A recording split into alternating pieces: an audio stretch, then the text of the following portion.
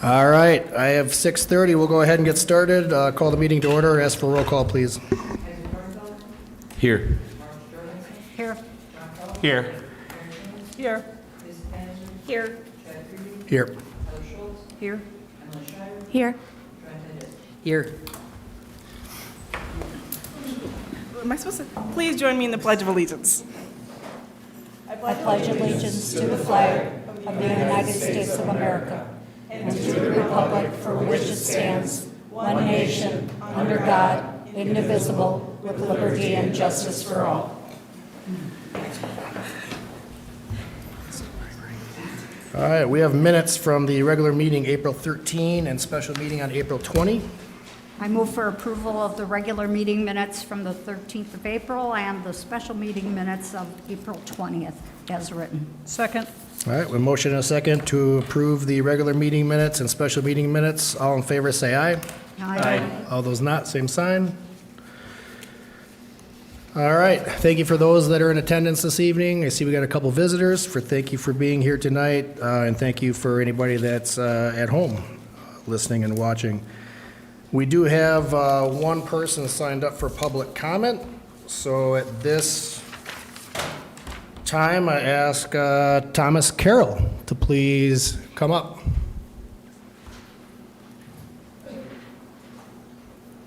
Podium over here, I presume? Yep. Thank you. Welcome.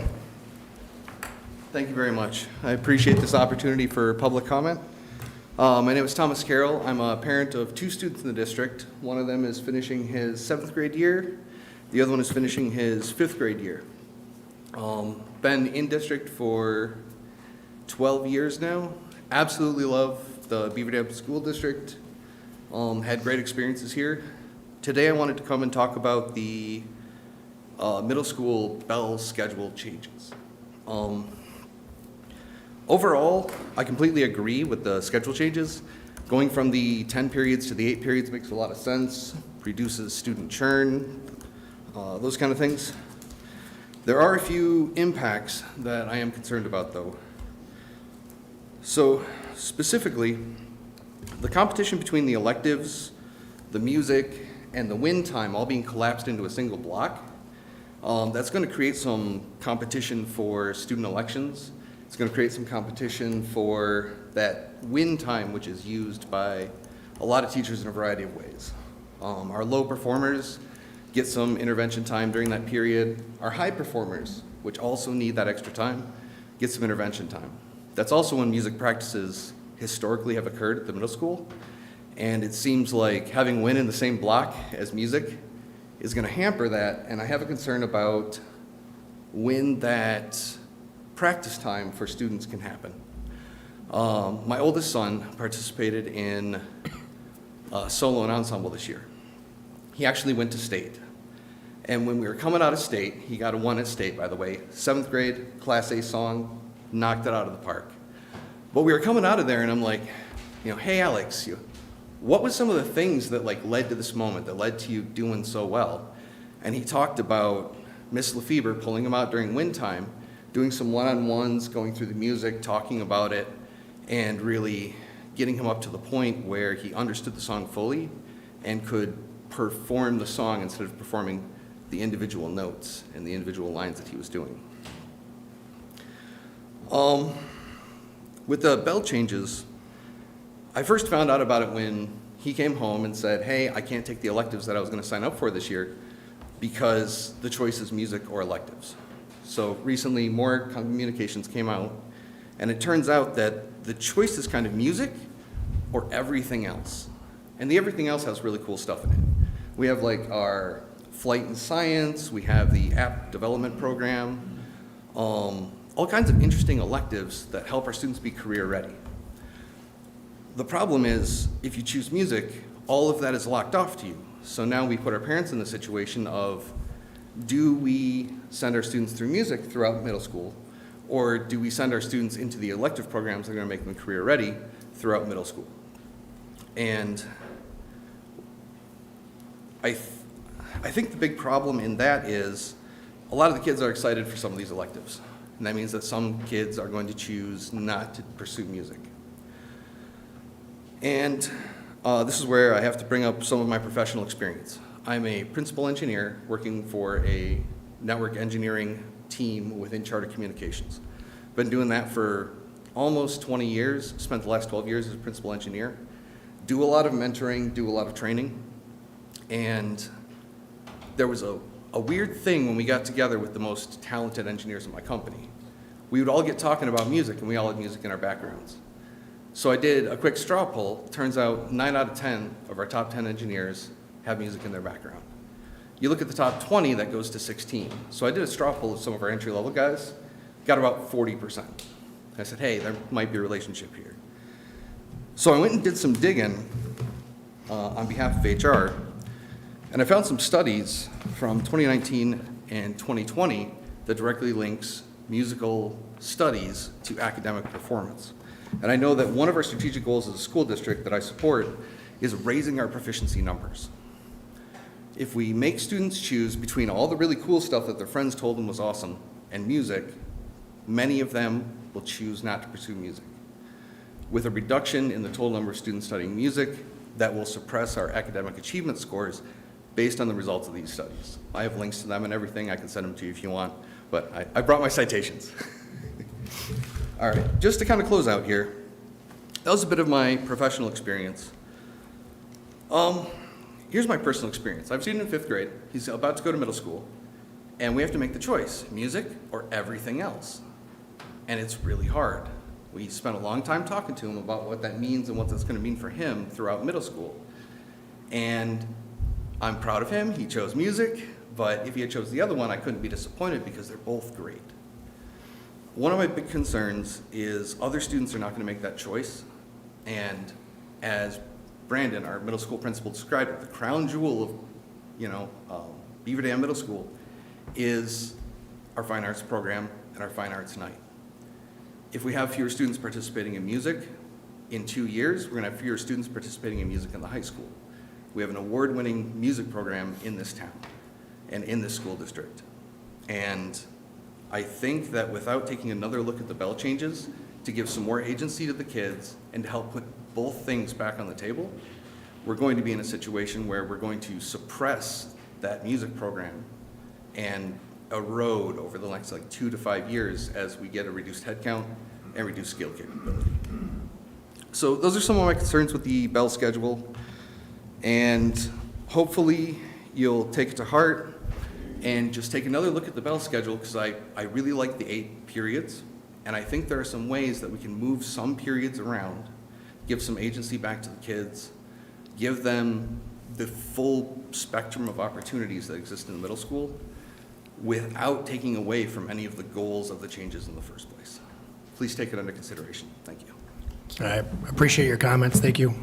Does anybody have any questions before I step aside? Great. Thank you. All right, we will move on to agenda. Look for a motion for adoption. So move. All right, motion and a second for adoption of the agenda. All in favor, say aye. Aye. All those not, same sign. All right, moves us on to reports by administration, starting with 8.1, open enrollment requests. Good evening. Good evening. So as part of our formal open enrollment application process, I'm here this evening to present this year's open enrollment application requests. Detailed information is included in your board packets, but I will provide a brief summary at this time. This year, we received 43 applications from students seeking to open enroll into our district. This represents a slight decrease of the 51 applications received last year. And the requests we did receive are fairly evenly distributed across all grade levels in our district, with the exception of a larger number of requests at the 4K level, which accounted for 21 of our applications. Regarding applications for students requesting to open enroll out of our district, we received 39 applications for 30 students. The discrepancy between that number of 39 apps and 30 students is a result of a student might be seeking to enroll out and they applied to more than one district for consideration. That's why the number is, a little different. Last year, we had 40 students that sought open enrollment out, which was, so that means we have fewer this year, only 30 students compared to the 40 last year. To provide more context regarding those 39 requests to open enroll out of our district this year, only 4 of those applications are for students currently enrolled in attending our school district. So based on the space availability that the board reviewed and approved in January, as well as consideration of our current staffing and board policy, the following recommendations are being made. Approval is recommended for 38 applications for students seeking to open enroll into the district, and approval is recommended for 39 applications representing 30 students seeking to transfer out of the district. Any questions? Otherwise, look for a motion. Just a point of clarity too, so this is just so folks understand, this is the traditional open enrollment period, so the board is obligated to review this and consider that. That doesn't prevent anybody else who's interested in open enrolling into our district through the non-traditional timelines, which DPI provides a lot of flexibility for that, and we often do see people joining us during the summer in particular, so just wanted to remind folks of that as well. Do we need 2 separate motions, or can it all be one? Can be one? One for the... Yes, it can be one. One, Yes, just- but to okay. add on to what Mark said too, that alternate open enrollment application window starts July 1st. I make a motion, we approve the 38 applications for students to open enroll in the district, and for 39 applications for 30 students to transfer out of the district. I'll second it. All right, we have a motion and a second. Is stated. All in favor, say aye. Aye. All those not, same call. Thank you.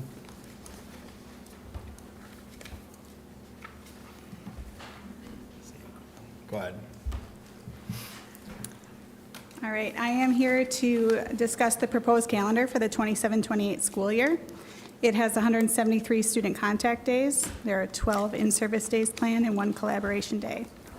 The teacher collaboration day has been used the past few calendars to allow our collaborative teams to meet and work on professional learning items. The collaboration day is flexible, and there's a space holder in there for if it's not completed during the summer months, that it would be completed upon in-service in the fall. That said, the calendar that's being proposed for your consideration tonight has a start date prior to September 1st. The purpose of the early start date is to allow more flexibility at any sites that would be under construction during the summer months, as well as to offset some transportation costs. In order to start prior to September 1st, we need to apply for a waiver. It's anticipated that this would be approved from DPI based on the precedent and allowable reasons for the waiver. We are recommending the board approve the proposed calendar, which is in the board packet and was discussed at Teaching and Learning Committee last month, as well as Operations. Should this calendar be approved, we will submit a formal board resolution to DPI for consideration of an early start date, otherwise known as a waiver. One thing to point out that's changed since committee meetings last month was the recommended date from April, that in-service date, has now been flipped to March based off the feedback that we've received from multiple groups. Everything else remains the same. Any questions? Otherwise, I look for a motion. Just a question, I'm sorry, what date in April was switched? You said it. Yep, there was, April 17th was originally scheduled for an in-service date, so that date would be moved to the back end of spring break in March, on March 27th. But the 14th of April still remains, that's the holiday. That's the holiday, yes. Okay, good. I'll move that the board approve its proposed calendar that's attached in our packet that was presented as option 1 at the Teaching and Learning Committee and Operations Committee last month with that change of the in-service days. I second that motion. All right, motion and a second then. Motion and a second then to approve the 27-28 school year calendar as presented. All in favor, say aye. Aye. All not, same sign. Thank you. All right. That moves us to 8.3, high school band trip request. Evening, Mr. Gerber. Good evening. I'm back to talk about field trips, but just one this time. This one is for the BDHS marching band's trip to Disney that they take once every 4 years. All the cost goes to the families, a little bit picked up, variable based on needs by the club, but no direct money from the school itself. It is an overnight, it is out of state, pretty straightforward. Some of the perks you see, obviously besides visiting Disney World, they do get to march through the different parks, and they do have a soundtrack session workshop with a professional Disney musician. So some really cool learning experiences in a pretty cool place. Quiet, oh, go ahead. As in other years, are they having opportunity to fundraise to help offset that cost? Yeah, we've already started talking a little bit about that. The reason for us talking now about this is the first payments are starting to come up, down payments, so we wanted to make sure we provided some security for the families, knowing that this trip was going to move forward so that we can start having those conversations about fundraising. But yes, there are actually a couple groups that have reached out and said, hey, we got an opportunity for fundraising. Do you know anyone interested? Yes, I do. Additional questions? Otherwise, look for a motion. I'll move to approve the high school band trip request as presented. Second. All right, motion and a second to approve the high school band trip request as presented. All in favor, say aye. Aye. All those not, same sign. Thank you. You're welcome. Thank you. All right, that moves us on to reports presented by the Board of Education. And we have 9.1, report by our student reps. And it will be their last report, as they will be closing in on graduation, I believe. So take it away. All right, thanks. It's crazy. This is the last one already. In clubs and activities, students have continued to stay super involved as the school year progresses into the spring season. Our spring sports are in full swing, with athletes competing in meets, games, tournaments, and invitationals throughout the season. Our student athletes have continued to represent the school positively through their dedication, teamwork, sportsmanship, and commitment both on the field and in the classroom. Coaches and athletes alike have put in significant time and effort this season, and it's been exciting to see the continued support from students, staff, families, and community members at these events. Regarding DECA, we would like to congratulate Lucas and Darren for their outstanding accomplishments this year. After qualifying at the state level in the school-based entrepreneurship food operations event, they earned the opportunity to attend DECA Internationals in Atlanta, Georgia. They were the only two to go this year. Their success highlights the opportunities students have to develop leadership, communication, and career readiness skills through extracurricular involvement. Our music students have also remained very active through concerts, performances, and other music events taking place throughout the spring season. These events continue to showcase the talent, dedication, and countless hours of preparation from both students and directors. The arts remain an important part of student life and provide many opportunities for creativity, collaboration, and community engagement. Academically, students are completing AP testing in a wide variety of subjects. Currently, the high school offers 16 advanced placement level courses, and these exams provide students with the opportunity to demonstrate college-level learning and potentially earn college credit while we're still in high school. These AP courses continue to challenge students, especially me and Carter, academically, but also really help to prepare us for future educational opportunities. Students have also participated in the IXL and iReady diagnostic testing as a part of the school's effort to monitor student growth, identify important areas of improvement, and support academic progress throughout the year. And looking forward to major events, graduation for the class of 2026 will take place on May 31st at 1:30 p.m. Graduation is an exciting milestone that recognizes the accomplishments, perseverance, and growth of the senior class throughout their educational journey. For those that cannot attend in person, daily jobs will be live streaming throughout the graduation ceremony. Also, Senior Award Night will be held May 20th to recognize seniors for their academic achievements, leadership, involvement, and scholarships they've earned throughout high school. Also, this Wednesday, the Beaver Dam Scholarship Foundation Award Night is being held at Old Hickory to celebrate students receiving scholarships and support from local organizations and community members. Also, I would like to give a special shout out to the following graduating seniors that achieved valedictorian: Owen Hemling, Brittany Copland, Carter Kinsey, Chloe Louth, Darren Thiel, Natalie Teets, and Mary Zwald. Additionally, congratulations to Abigail Gutneck for earning the distinction of salutatorian. And finally, Dianara and I would like to give thanks to the board for the opportunity to serve as student representatives this year and share the voices, experiences, and accomplishments of the student body. We truly appreciate the support and dedication that the board shows towards students and our school community. Thank you. Thank you very much. Any questions for our student reps?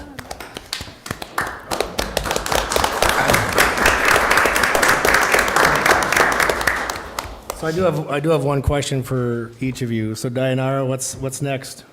What's the I'm plan? going to UW-Madison to study political science. All right. And Carter? I'm also going to UW-Madison to study finance. Very nice, very nice. Well, we do have a couple things from the board. First of all, I have a certificate for both of you. And the certificate reads, "In recognition and appreciation of serving as the 25-26 student representative for the Board of Education," signed by Mr. DiStefano and myself. Make sure I get this. So that goes to you. Thank you. That goes to you, Carter.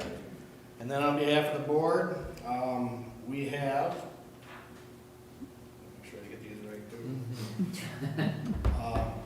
We have a thank you card with a gift inside, and by our own board member, Joanne Tyjeski, made you a nice hat to take you on to Wisconsin. Thank you. And there you go. It matches my And school. also for you, Carter, and for you to take on to Wisconsin. Thank you. So on behalf of the board, we also want to thank you for being our student reps for this year. Your insightfulness of the student body has been very informative, and we appreciate your time that you spent with us. So thank you very much. Thank you.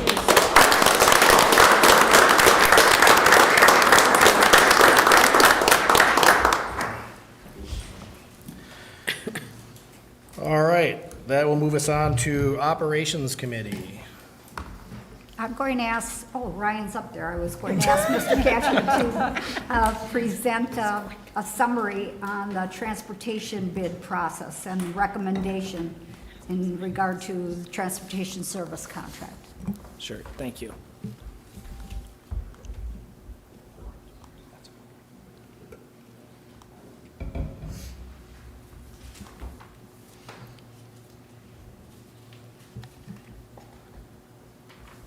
So the first main bullet point that we went through at Operations Committee was the transportation RFP. Since operations, we have finished the process, so I'm going to take you through kind of what that timeline looked like and then the recommendation for this evening. So the timeline, the RFP was issued on March 17th. We took in questions from anyone that was interested in submitting an RFP. We responded to the questions on April 7th. The proposals were due April 15th. We reviewed them that following week and then brought that review to the Operations Committee. Out of that Operations Committee, we brought 2 companies in and interviewed them last week, and I have a recommendation for board approval for this evening. Through that process, we did receive 3 proposals. We held 2 interviews with 2 different companies. The third company, their proposal came in, it was not financially doable for us next year, so we did not bring them in for interviews. And currently, we are contracted with First Student. The last time we went through the RFP, we were contracted with Badger, who was acquired by First Student 3 years ago. So the cost comparison, First Student's proposal came in with a 24.5% increase in year one, a 12% increase in year two, and 4% each year after, which would have a budget implication of approximately $400,000 in year one. Go Right Way came in with a budget increase of approximately 10% for year one, and an increase of the average CPI for January, February, and March +1 in subsequent years. During today's world, it's impossible to estimate that based on only 3 data points, which is what we currently have for 2026. But if we took those data points, took a 5-year average of the variance in those data points, we'd be looking at roughly 3.63 going into next year. Now, wars, any other political climates can change that, so I'm not going to commit to that right now, but I would anticipate in the 4% to 5% in year one and slightly decreasing over the next 4 years. This budget implication compared to our current rates would be approximately $196,000 for year one. We did do a fleet comparison. That was very important to us throughout this RFP, was seeing how we had an older fleet that we're currently operating. First committed to 7 new buses in year one, 1 in year two, and 7 in year three, which would give us a 6-year average of our route buses in year one. Go Right Way committed to 14 new buses in year one, 9 new vans in year one, which would essentially give us a brand new fleet for that first year, excluding our extra buses, which are still used consistently, but not our normal route buses. So the recommendation, both companies stood out in the areas of safety, reliability, and technology. That's pretty standard in the industry. So there were no concerns from either company. There were no concerns based on customer service of what we currently have with First Student. This decision basically came down to price. So I am recommending that we contract with Go Right Way. That contract would be for 3 years with a 2-year option to add. Could take us out 5 years. Are there any questions with that? I just have 2. Sure. How does that impact our drivers? I know we talked about that in committee. Could you just review that? Yeah, so there's been a lot of discussion on that. Go Right Way has committed to, they will go through their process, so their employee kind of initiation process, and they will interview everyone, but they would like to hire everyone back. When these types of transitions take place, their intention is to keep everyone hired and to keep everyone whole. So that is what has been communicated, is that they intend to hire everyone back that wants to come back and keep them whole financially and benefit-wise to the extent possible. And that's office staff, mechanics, and drivers. That includes everybody over at our station. They would continue to lease the co-op building. As First Student's lease ends, they would assume that lease then. And they've had discussions with the co-op on that already, so. Do we know offhand, if we retain those employees, how the benefits and pay, I mean, I don't know if we have that information, but can we assume that it's similar, the same, or better? Yep, so, excuse me. So they plan to keep all employees whole, which would basically hourly pay the same, benefits the same or comparable. You know, it might look different in terms of how that pay happens. You know, there's likely going to be some difference in holiday pay or vacation pay, but they intend to keep every employee whole. The last question I had is, what impact will diesel prices have on our busing contract? So with the Go Right Way contract, it will be written in there that anything over $5 is split 50-50. Up to $5, we just have our normal contracting price. I'm hopeful that won't come into play as we start a new contract, but to be determined. But it's written in there, so there's an understanding. There is an understanding of that, yep.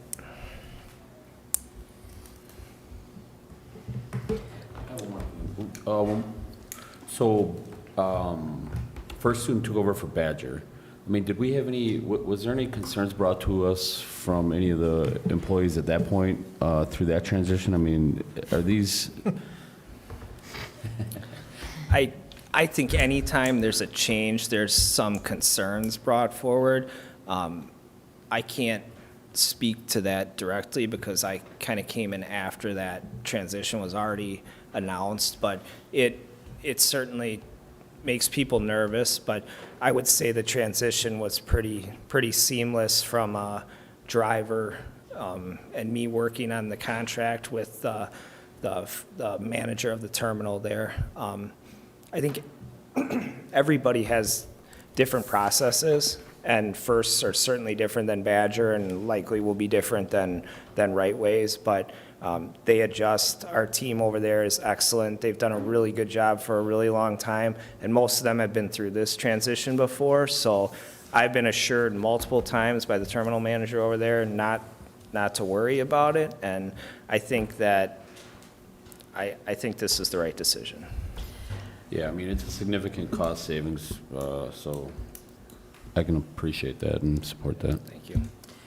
I make a motion that we go with Go Right Way, for contract for 3 years with an option to add an additional 2 years with the contract as presented. Second? All right, we have a motion and a second then to approve the transportation contract as presented. Roll call vote, please. Yes. Yes. Yes. Yes. Yes. Yes? Yes. Yes. Yes. Thank you. Okay, Ryan, you might as well just stay up there. We're going to talk about vehicle purchase requests. Yeah, so the next item would be a request to purchase up to 2 vehicles prior to the end of the 25-26 fiscal year. So our current budget, we have $50,000 in for solo depreciation equipment, any type of large vehicle, a large, more expensive piece of equipment that we use. We have not spent any of that, so I would be asking the board to move forward, to allow us to move forward with purchasing a student transportation vehicle, which will be a van. We have 2 aging vehicles that we discussed at operations that need to be replaced. So that would be the first request. The second request would be to purchase an additional student transportation vehicle, likely another van, with also trading in the 2011 Chevy Express maintenance van. Both of these purchases would not exceed $50,000. That second purchase could occur later in the fiscal year, likely June, middle to end of June, so it falls under this current budget. The first request would likely happen later this week. It's recommended to approve these potential purchases and to give the administration the flexibility to make that second purchase. And again, both these new vehicles would replace the 2014 and 2017 Dodge minivans that are currently in our fleet and have, I know one has over 200,000 and one has over 160, 170,000 miles on them. Questions? Otherwise, Marge, you want to bring the motion? I move that the board approve the potential purchases to give the administration the flexibility to make them prior to the end of the fiscal year, as presented. Second. All right, we have a motion and a second then to approve the vehicle purchases as presented. Roll call vote again, please. Yes. Yes. Yes. Yes. Yes? Yes. Yes. Yes. Yes. I guess I'm going to, we want to talk about referendum projects monthly update. And I don't know if Joanna and John have anything to share first? Just a little bit, we met again this last couple of weeks, and they're building. Now, I mean, you can see it now when you drive by. There's a lot of stuff going on that you can't see that's going in under the concrete. They're getting in all the plumbing, the electrical conduit. They're getting everything in that they need to, and they're starting to pour sections of the building. I'm really excited to see it starting to come up, and now they're going to put signage out there so that everybody driving by knows what's being built. Because there was rumor that it was a data center. It's not a data center. So they're going to put a sign out there that says what it Another is. one, yeah. We also started meeting a small team of people to start discussing furniture. There's a long way to go on that. We just had our first couple of discussions on that. So that'll be an ongoing process as well. Joanne hit the nail on the head. I have nothing to add to it. Okay. I don't know if Ryan has anything He'll have to add. I'll just add a few things. So they're excavating at the middle school site, backfilling at the completed foundation walls. As Joanne said, they are the masonry stair walls and actual walls are ongoing. We're going to see that for a while. Waterproofing foundation walls is still underway. Fine grading for the concrete pour for the floor is underway. And the structural steel is set to begin mobilizing this week. I believe it started today. So that's a big step forward there. At Washington, the new staff lounge is, the final finishings are taking place. The above ceiling inspections are taking place or have already taken place. And the final punch list for this the newest remodeled area is set to take place on May 21st. And then ongoing, there's some student bathroom remodeling going on that can be done while we still have kids in the building before the big push on June 8th starts after students and staff are out. As far as the district projects go, final landscaping is underway at the high school and will be completed after the north parking lot has been paved. Lincoln and the Lincoln and Prairie View site bids have been received. We are going to be going through those bids this week. First initial look at those bids, they look positive. They look like they're falling within our budget scope. And just a reminder that those bids, C.G. Schmidt takes those bids, they put them in a format that's apples to apples. We have a team of leadership that then goes through those bids, and there's a high emphasis on price for those bids, but there's also a high emphasis for community involvement and the number of employees that actually work in the Beaver Dam School District working on those projects. And we do ask those companies to commit to that. So that's a big factor when we're accepting these different bids. And then work on those sites will begin after students are dismissed for the summer. And then just reiteration with financing, projected mill rate, we're still well below what we told the community prior to the referendum. We're still at the 99 cents rather than the $1.20. And then the district-wide bids, we'll have that number by this report next month, but it's looking positive right now. Okay. I don't know if Troy's got anything to add, or Mark? We're covered. Got it all covered, okay. Thank you. And I guess the only other thing is to mention that the referendum project's monthly update is posted on the website if people would like to take a look at it if they haven't seen it before, so. All right, thank you, Marge. Just a reminder, no committee meetings this month. We have a workshop next week, and then we'll go back to committee meetings in June. So with that, we'll turn it over to teaching and learning. Oh, So do you want to start with Ms. Hemlings, or do you want me to read the minutes first? Start with the minutes if you want. Okay, I'll start with the minutes. Meeting of Teaching and Learning Committee of the Board of Education was held on April 27th here at the ESC, beginning at 5:30. The board members present were myself and Heather Schultz, and there was no one absent. Dr. White, Director of Human Resources, presented a proposed calendar for the 27-28 school year. School year will begin on August 31st and end on June 1st. The purpose of the early start date is to allow for more flexibility for school sites that will be under construction during the summer months, as well as offset some transportation costs. The district will need to apply for a waiver from the Wisconsin Department of Instruction to start early. It is anticipated this would be approved based on the precedent and allowable reasons for a waiver. The calendar will be presented for board action at the May board business meeting, which we saw.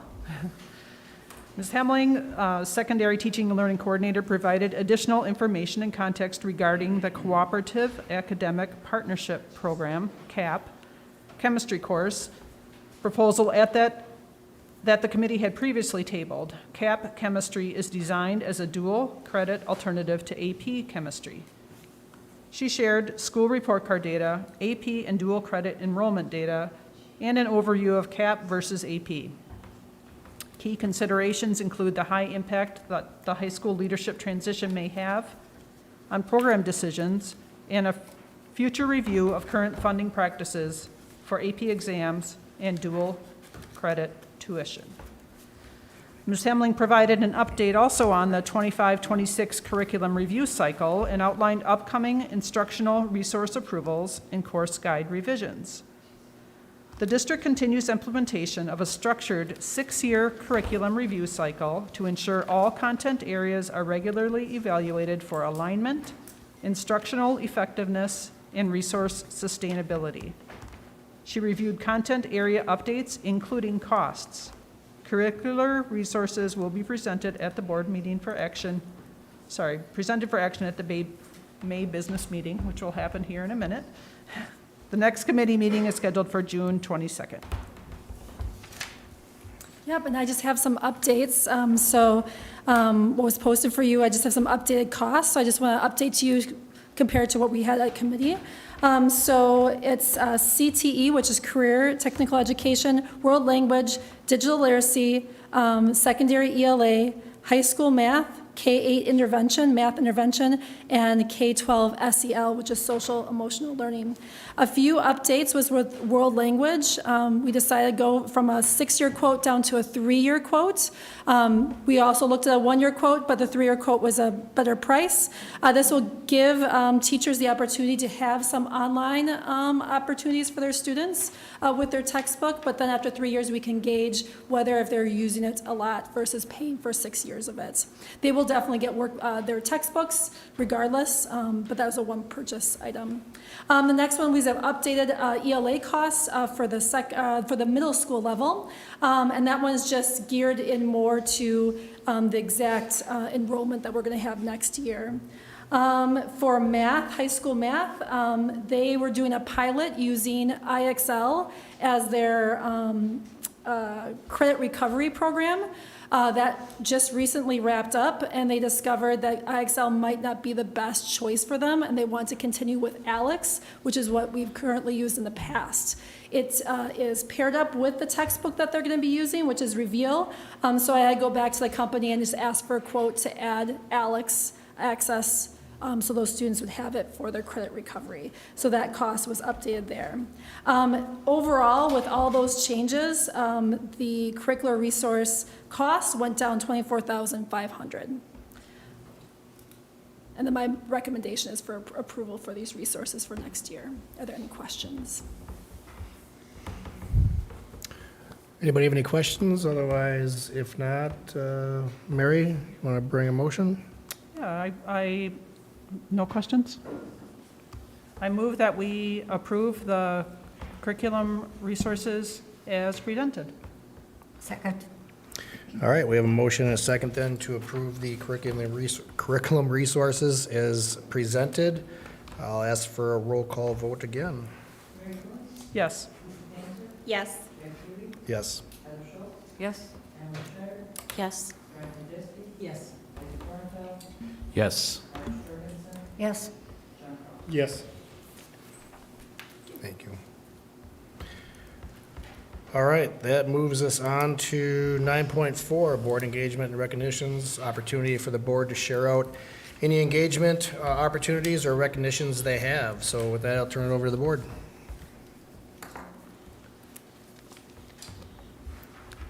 I did attend the Wall of Fame. That was my first time. It was nice to see my classmate and friend, Dave Sneeder, up there accepting for the theater. just a great night overall. This last weekend, I did see the middle school play, and it was pretty fun. They have a good time up there. And then I went to the marching band concert that was a couple weeks ago, and went to the last home tennis tournament this weekend. So there's a lot of stuff going on, a lot of opportunities right now. I had a chance to go to the greenhouse. It's opening weekend, and I went on day 2, and there were a lot of plants gone already.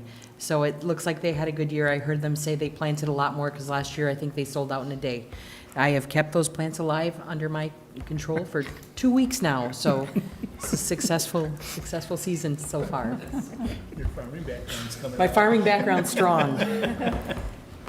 But congratulations, that was really well run, and they look like they put a lot of work in, so it's always nice to go to the greenhouse. I went to the Wall of Fame ceremony as well, though that was the first time I've ever been there.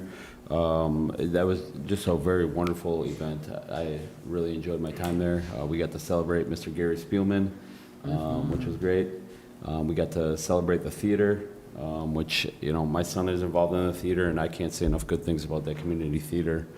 So very well deserving. And then Mr. Kotke, who was well deserving of his award as well. And just a big shout out to our friends at Taher. They put on a big spread. A lot of good food there. Dessert stole the show though. There was 4 or 5 different options, and I only had one though. So Restraint. yeah, but it was really, really good. So big shout out to those folks. I was trying to figure out how you were going to fit food into that conversation, but you did a nice job. Yeah, thanks. They did a nice job too. So I was really impressed. I too was at the Wall of Fame. In fact, Bill Lake and I had nominated Gary Spielman. And so we had to give a little bit of reason why and everything like that. So Gary was really, he was very happy. I think he was a little embarrassed thinking we were giving him too much credit for stuff, but he's always been involved with school. I think he would have loved to have been a teacher himself, but his sons are teachers, and Gary did whatever he could to read with kids, to do anything like that, and so it was really great. It was a real good Wall of Fame.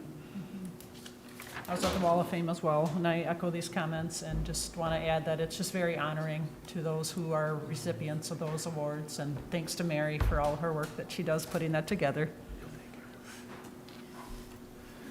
All right, any other comments? I was at the Wall of Fame too. I had nominated the community theater, which has been around for about 62 years, and I was surprised that was the first time the community theater was nominated. So I was very glad to see a volunteer nonprofit organization receive that Friend of Education for their service to the district and to education, both for adults and children. A lot of our faculty are very involved in the band and the community theater, so it's wonderful for them to have an outlet to participate in outside of the teaching that they're sharing with our students.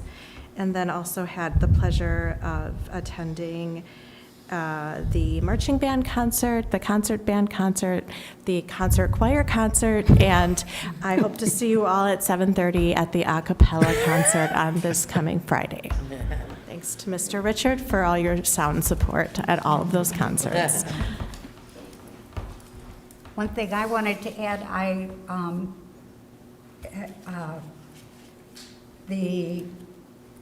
the workshops that we put on all the time are very worthwhile, and I'm looking forward to the next one, whatever we might have. But you're right, everything turned at the Wall of Fame and different things. There's a lot of stuff going on there, and at the Beaver Dam Area Orchestra concert recently, we had Ryan Belangi, who was an alumna alumnus of the Beaver Dam School District performed. And he is an opera tenor based out of Chicago, and he performed for the Beaver Dam Area Orchestra, and it was just fantastic. So you never know what you're going to get, and it's a great group of kids that have moved forward on all kinds of things, and the school district can be proud of that. Yeah. I would like to just publicly welcome Emily Shire to the board, first official meeting tonight, and look forward to working with you over the next 3 years. Thank you, likewise. All right. Mark? Yeah, last week was Teacher Appreciation Week, and I know that many of our staff were celebrated in a variety of ways. So obviously the board and myself and all of our administrators really appreciate them and all the work that they do. They are the heartbeat of what's going on behalf of our kids every day. But I really also want to thank not just the principals, but also PTOs, parents, other people that do a variety of things to help support what goes on for teachers all year, and definitely during Teacher Appreciation Week. And I know that Carter and Dayanara covered it very, very well, all the things going on, and many of those things are focused on seniors, but just want to congratulate the senior class of 2026. We'll get to do that formally, I think, on May 31st.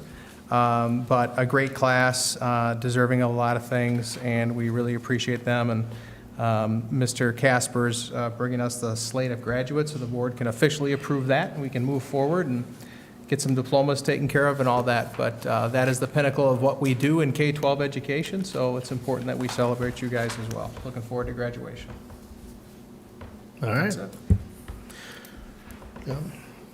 I move the board recess into closed session pursuant to Wisconsin statute 19.85, paren 1, paren C, considering employment, promotion, compensation, or performance evaluation data of any public employee over which the governmental body has jurisdiction or exercises responsibility, specific to discuss specific employees, employee groups, and negotiation strategy.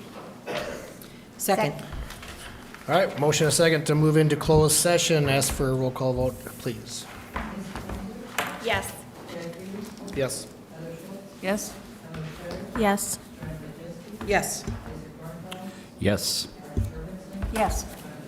Yes. Yes. All right, we will move into closed session and be back shortly to reconvene to finish business.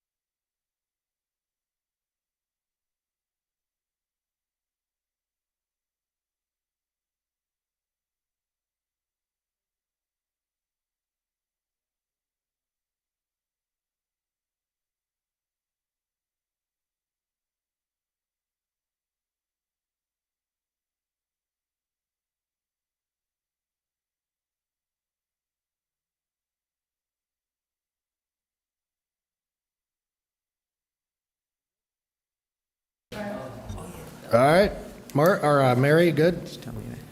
All right, we are back in open session. We'll move on to 12, district policy and guidelines with 12.1, resignations, retirements. We have one resignation for your consideration tonight. I move the board approve the resignation as presented. Second. All right, we have a motion and a second to approve the resignation as presented. All in favor, say aye. Aye. All those not, same sign. There are right. several leaves of absence for your consideration this evening. I move the board approve the leaves of absence as presented. Second. Motion and a second to approve the leaves of absence as presented. All in favor, say aye. Aye. Not, same sign. Okay. All right, I have a slate of appointments for your consideration tonight. The first one is Kristen Engelmeyer, Spanish teacher for the middle school. Next is Tom Bach, substitute teacher as a building sub. That would be a limited term employment agreement for 26-27. Shelley Ellenbeck, substitute teacher, building sub, limited term agreement for the 26-27 school year. Jamie Hahn, special education teacher for Jefferson Elementary School. Erin Torres, ELL teacher for the elementary schools. Nicole Voigt, substitute teacher for the elementary school as a building sub for a limited term agreement for the 26-27 school year. Lindsay Verbanek, special education teacher for Prairie View Elementary School. And Ross Wargala, special education teacher at the high school. I move the board approve the appointments as presented. Second. All right, we have motion and a couple seconds for appointments as presented. Roll call vote, please. Yes. Yes? Yes. Yes. Yes? Yes. Yes. Yes. Yes. All right, that moves us on to 12.2, final notice of non-renewal. Requesting your approval of a final notice of non-renewal for Emily Caditz. I move the board approve the final notice of non-renewal as presented. Second. All right, we move, motion and second to approve the final notice of non-renewal as presented. All in favor, say aye. Aye. All those not, same sign. Thank you. All right, thank you. 12.3, certification of 2026 graduates. Mark? Certification of the 2026 graduates. On behalf of Principal Casper, I present to you a tentative list of 264 graduates for the class of 2026. All students that ultimately receive a diploma will have met or exceeded all of the requirements as listed in board policy for graduation. So we're asking for your approval to certify the graduates. We can continue to move forward with our exciting graduation planning. I'll move to certify the 2026 graduates. Second. All right, we have a motion and a second for certification of the 2026 graduates. All in favor, say aye. Aye. All those not, same sign. All right, moves us on to other business, payment of claims. I move for the payment and claims in amount of $4,849,126.56. Second. Motion and a second then for payment of claims. Roll call vote, please. Yes? Yes. Yes. Yes. Yes. Yes. Yes. Yes. Yes. Look for a motion for adjournment. So move. Second. Motion and a second for adjournment. All in favor, say aye. Aye. No, not, same sign.